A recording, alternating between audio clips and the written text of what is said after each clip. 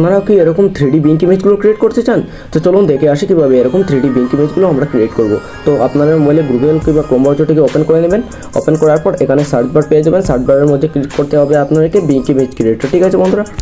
So বিঙ্ক search করার পর আপনাদের সামনে এই প্রথম ওয়েবসাইটটি ওপেন হয়ে যাবে। ওয়েবসাইটটির ক্লিক করবেন। ক্লিক করার পর আপনারা সরাসরি এই ইউএসপিটিতে পৌঁছে যাবেন। এখানে আপনারা যে আমার ভিডিও থেকে আপনার ফোনগুলো একটু দেখে কপি করে নেবেন, তারপরে কপি করার পর এখানে পেস্ট করে দেবেন। তো এখানে আমার নাম দেখতে পাচ্ছেন আরজে এডিটর, সেটিকে চেঞ্জ করে আপনার নামটি রেখে দেবেন। তারপরে আপনার ক্রিয়েট অপশনে ক্লিক করে দেবেন।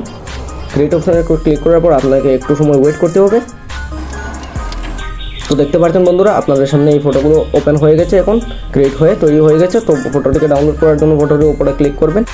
সেখানে আপনার 3 ডট পেয়ে যাবেন। 3 ডটের উপরে ক্লিক করবেন, সরাসরি ডাউনলোড অপশনে ক্লিক করবেন। আপনাদের গ্যালারির ফটোতেই সেভ হয়ে চলে যাবে, ঠিক আছে বন্ধুরা। তো আশা করছি বন্ধুরা ভিডিওটি ভালো লেগেছে। ভিডিওটি ভালো লাগলে ভিডিওটিকে লাইক করবেন এবং চ্যানেলটিকে সাবস্ক্রাইব করে রাখবেন পরবর্তী ভিডিও নোটিফিকেশন পাওয়ার জন্য।